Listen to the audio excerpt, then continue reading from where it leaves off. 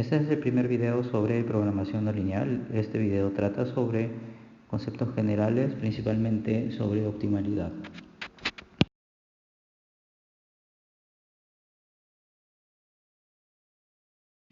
Un problema de programación no lineal consiste en un problema que puede ser de minimización o de maximización, sujeto a un conjunto de restricciones. Pero a diferencia de los problemas lineales, tanto la función objetivo como las funciones que definen las restricciones pueden ser funciones no lineales de las variables.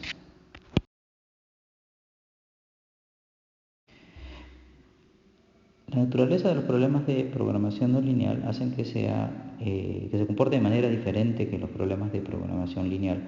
Por ejemplo, el problema que se muestra en este slide tiene una segunda restricción que es una función no lineal, y el óptimo en este caso en particular no está necesariamente en uno de los extremos, que es lo que siempre ocurre en los problemas de programación lineal.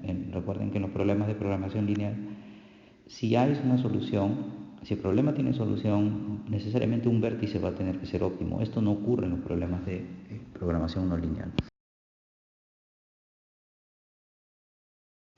De hecho, no necesariamente tiene que estar en un borde en la solución. Por ejemplo, este problema, las restricciones son lineales, pero la función objetivo es no lineal y el óptimo está dentro de la región.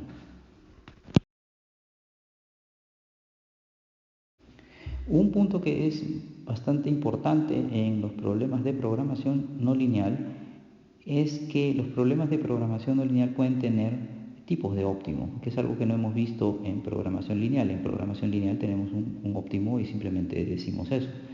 En cambio, en programación no lineal puede haber tipos de óptimos. Por ejemplo, en este problema, el punto 4x1 igual a 4 y x2 igual a 3 es lo que se conoce como un máximo local, o sea, un óptimo local. Y el punto x1 igual a 0 y x2 igual a 7 vendría a ser la solución óptima, que vendría a ser el óptimo global del problema.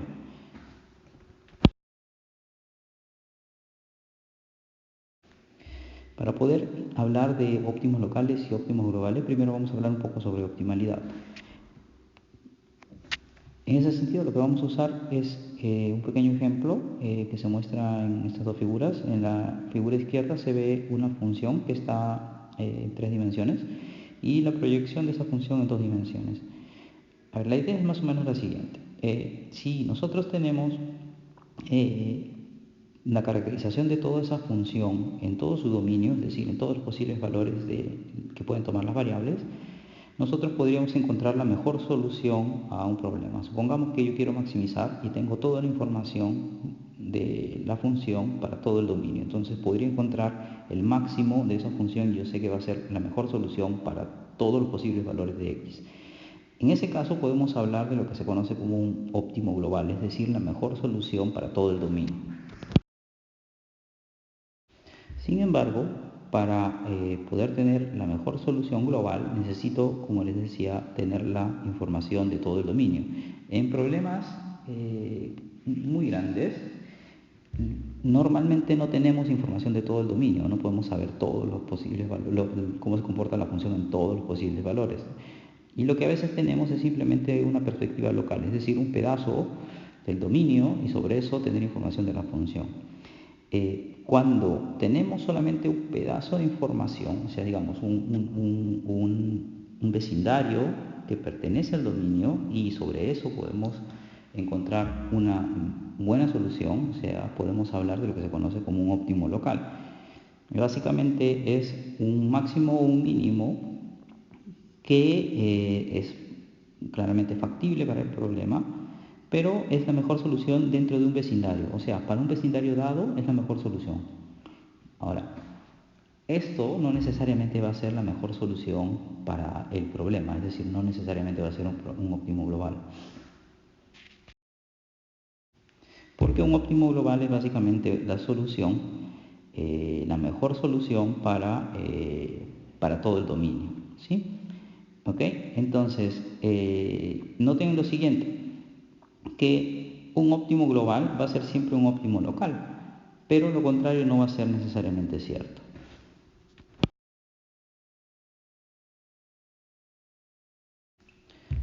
Noten, por ejemplo, esta es una función que es de una sola variable.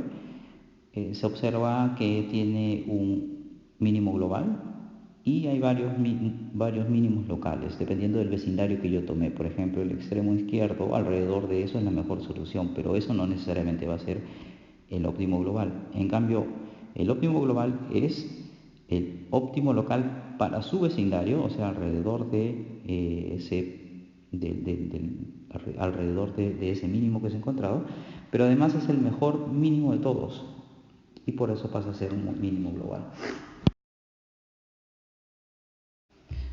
Bueno, este slide básicamente resume lo que hemos estado discutiendo. Para un dominio no vacío, y esto se basa principalmente en el teorema de Weierstrass, para un dominio no vacío, si tengo un punto que es factible para ese dominio, pues un máximo global o un mínimo global va a ser la mejor solución para todo el dominio.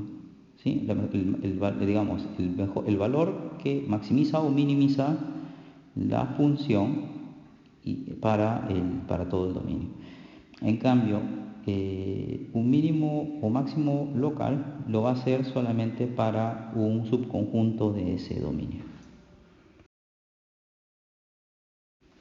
En general, los óptimos locales son bastante problemáticos cuando no son locales. De hecho, eso en realidad depende del tipo de problema. Hay problemas en los cuales lo mejor que puedo encontrar son óptimos locales y nunca voy a poder encontrar óptimos globales.